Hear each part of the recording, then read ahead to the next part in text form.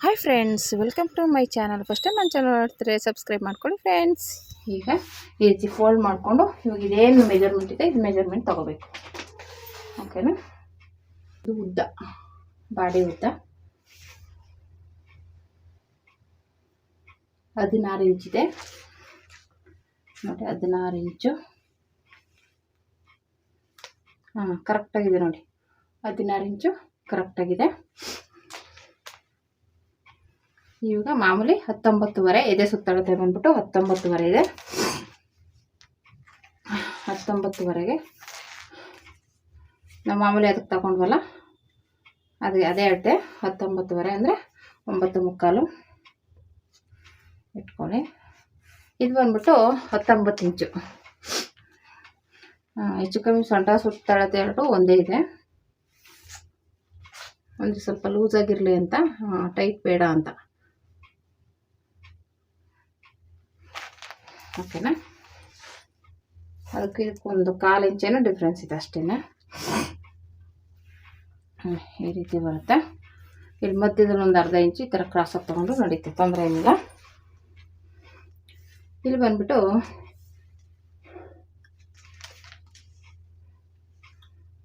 ಇದು 2.5 ಇಟ್ಕೋತೀನಿ. 2.5 ಶೋಲ್ಡರ್ ನಿಮ್ಗೆ ಎಷ್ಟು ಬೇಕು ಅಷ್ಟು ಇಟ್ಕೋಬೋದು. ಇಲ್ಲ ಅಳತೆ ಅದರಲ್ಲಿ ಇರುತ್ತಲ್ಲ ಅದು ಅಳತೆನಾರು ತೊಗೋಬೋದು, ತೊಂದರೆ ಏನಿಲ್ಲ. ನೋಡಿ ಇದರಲ್ಲಿ ಏನಿದೆ ಅಳತೆನೇ ತೊಗೋತೀನಿ. 2.5 ಇದೆ. ಓಕೆನಾ?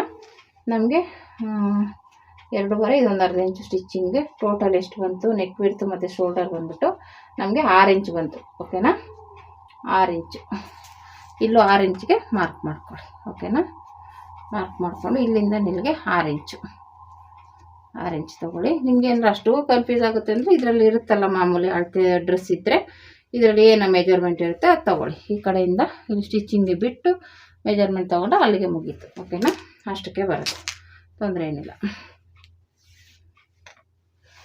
ನೋಡಿ ಇವಾಗ ಇಲ್ಲಿ ಮುಂದೆ ಬಂದ್ಬಿಟ್ಟು ಎಷ್ಟಿದೆ ಡೀಪು ನೋಡ್ಕೊಳ್ಳಿ.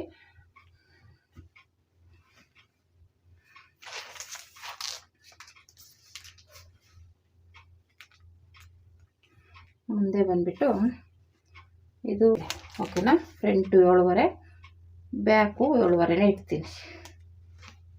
2 ಇಟ್ಕೊಂಡು ಇಲ್ಲಿ ನಿಮಗೆ ಯಾವ ಡಿಸೈನ್ ಬೇಕೋ ಆ ಡಿಸೈನ ಡ್ರಾ ಮಾಡ್ಕೋಬೋದು.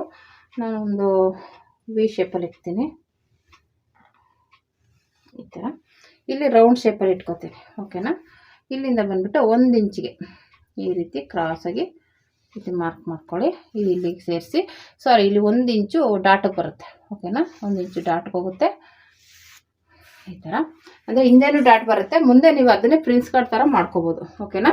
ಇಲ್ಲ ಕಟ್ ಮಾಡ್ಬಿಟ್ಟು ಮಾಡ್ತೀನಿ ಅಂದ್ರೂ ಪ್ರಿನ್ಸ್ ಕಟ್ ಥರ ಮಾಡ್ಕೋಬೋದು. ಇಲ್ಲ ಹಂಗೆ ಡಾಟ್ನೇ ಬೇಕಾದ್ರೆ ನೀವು ಪ್ರಿನ್ಸ್ ಕಟ್ ಥರನೂ ಇಟ್ಕೋಬೋದು, ತೊಂದರೆ ಏನಿಲ್ಲ. ಚೆನ್ನಾಗಿ ಬರುತ್ತೆ.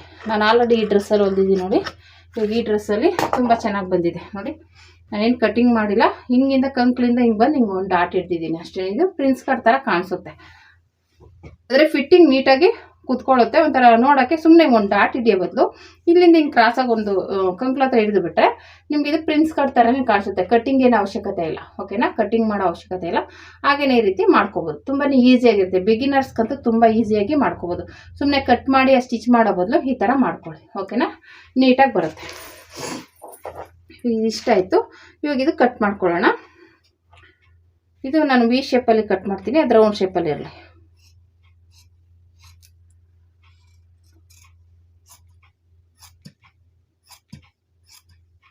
ಓಕೆನಾ? ಇದು ಈ ಥರ ಇರಲಿ. ಇದನ್ನು ತೆಗೆದುಬಿಟ್ಟು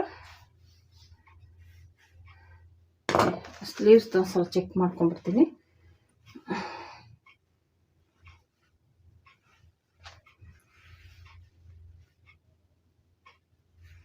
ಕರೆಕ್ಟಾಗಿದೆ, ಏನು ತೊಂದರೆ ಇಲ್ಲ, ಕರೆಕ್ಟಾಗಿದೆ.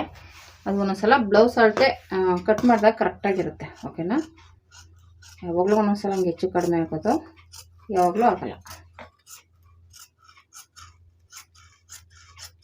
ಇಷ್ಟೇ, ಮೇಲ್ಗಡೆ ಬಾಡಿ ಪಾರ್ಟ್ ಇಷ್ಟೇ. ಓಕೆನಾ? ನೀಟಾಗಿ ಬಂದ್ಬಿಡುತ್ತೆ. ಈಸಿಯಾಗಿ ಕಟಿಂಗ್ ಮಾಡ್ಕೋಬೋದು. ಆಮೇಲೆ ಇನ್ನೂ ಒಂದು ಪಾಯಿಂಟ್ ತೋರಿಸ್ತೀನಿ, ಮುಖ್ಯವಾಗಿ ಆ ಪಾಯಿಂಟ್ನ ನೀವು ಮಿಸ್ ಮಾಡಲೇಬಾರ್ದು. ಇಲ್ಲಾಂದರೆ ಡ್ರೆಸ್ಸು ಫಿನಿಶಿಂಗೇ ಇರಲ್ಲ. ಓಕೆನಾ? ತೋರಿಸ್ತೀನಿ. ಫಸ್ಟ್ ಇದನ್ನು ಶೇಪ್ ತೆಗೆದು ಬಿಡೋಣ.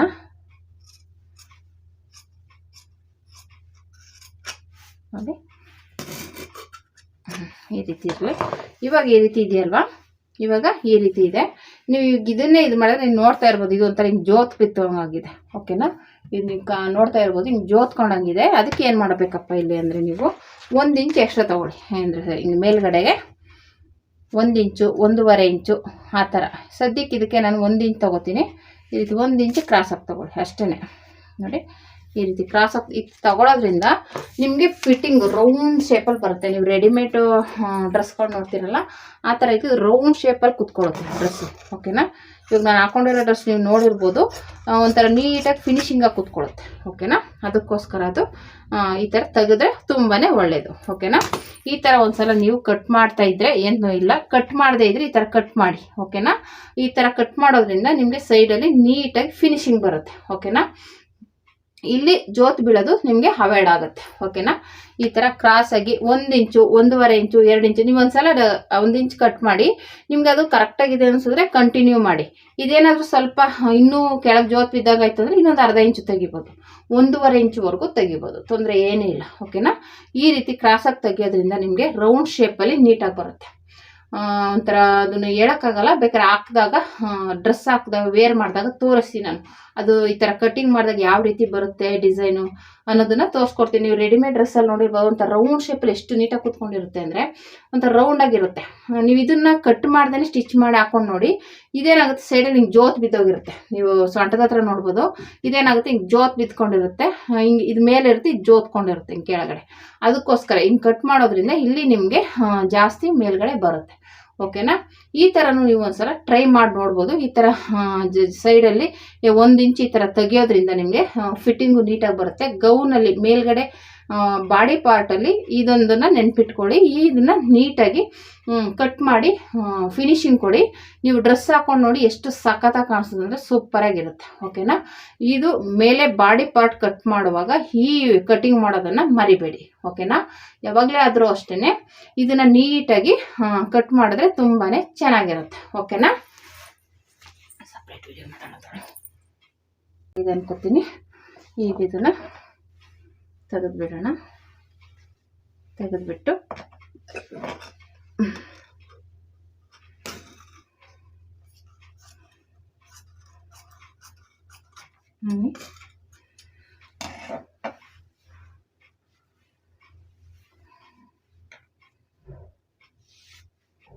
ಈ ರೀತಿ ರೌಂಡ್ ಶೇಪಾಗಿ ಕೊಡ್ತೀನಿ ನಾನು.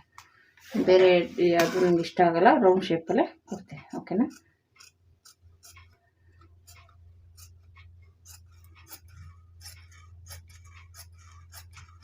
ಇಷ್ಟೇ. ಸ್ಲೀವ್ಸ್ ಬೇಕಾದ್ರೆ ನಾನು ಅಂಬ್ರೆಲಾ ಸ್ಲೀವ್ಸ್ನ ಕೊಟ್ಕೋತೀನಿ. ಓಕೆನಾ, ಇದರಲ್ಲಂತೂ ಸಕ್ಕತ್ತಾಗಿ ಕಾಣಿಸ್ತಾ ಇದೆ, ಕ್ಯಾಮ್ರಾದಲ್ಲಂತೂ ಸೂಪರಾಗಿ ಕಾಣಿಸ್ತಾ ಇದೆ.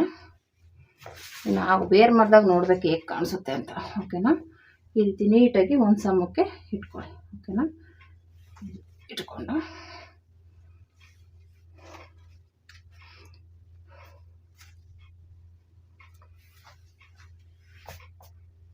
ಈ ರೀತಿ ಇದೆ. ಇವಾಗ 2 ಪೀಸನ್ನು ಇದು ಫ್ರಂಟ್ಗೆ ಬರಬೇಕು, ಅದನ್ನು ನೆನ್ಪಿಟ್ಕೊಳ್ಳಿ. ಸ್ವಲ್ಪ ದೊಡ್ಡದಾಗಿರೋದು ಫ್ರಂಟ್ಗೆ ಇಟ್ಕೊತೀನಿ. ಈ ಥರ ನೋಡಿ, ಈ ಥರ ಬರಲಿ ಅಂತ ಚೆನ್ನಾಗಿ ಕಾಣಿಸುತ್ತೆ. ಓಕೆನಾ, ಇದನ್ನು ಬೇಕಾದರೆ ಈ ಕಡೆ ಹಿಂಗೆ ಇಟ್ಕೊಳ್ಳೋಣ. ಓಕೆನಾ, ಈ ರೀತಿ ಬರುತ್ತೆ. ಇದು ಬ್ಯಾಕ್ಗೆ, ಇದು ಫ್ರಂಟ್ಗೆ. ಓಕೆನಾ, ನೋಡಿ ಈ ರೀತಿ ಬಂತು. ಇಷ್ಟೇ, ಇದೇನೆಲ್ಲ ಇದು ಕಟ್ ಮಾಡ್ಕೊಳ್ಳೋಣ.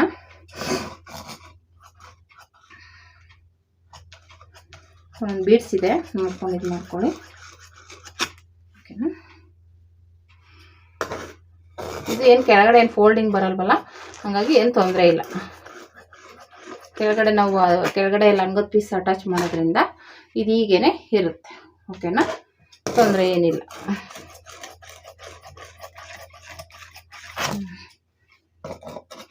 ಇಷ್ಟೇ ಇದು.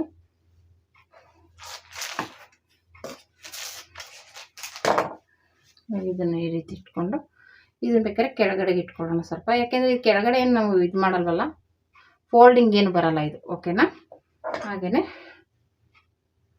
ಸ್ಟಿಚ್ ಮಾಡೋದು. ಇದಕ್ಕೆ ಮಾಮೂಲಿ ಅಂಬ್ರೆಲಾ ಸ್ಲೀವ್ಸು ಮಾಡ್ಕೋಬೋದು. ಇಲ್ಲ ಮಾಮೂಲಿ ಬಫ್ ಸ್ಲೀವ್ಸ್ ಆದರೂ ಮಾಡ್ಬೋದು. ನಿಮ್ಗೆ ಯಾವ ಥರ ಬೇಕೋ ಆ ಥರ ಮಾಡ್ಕೋಬೋದು. ಇದಕ್ಕೆ ಮಾಮೂಲಿ ಸ್ಲೀವ್ಸ್ ಅಂತ ಹೇಳಿಲ್ಲ, ಒಂಥರ ಬಫ್ ಸ್ಲೀವ್ಸ್ ಇಡೋಣ ಅಂತ.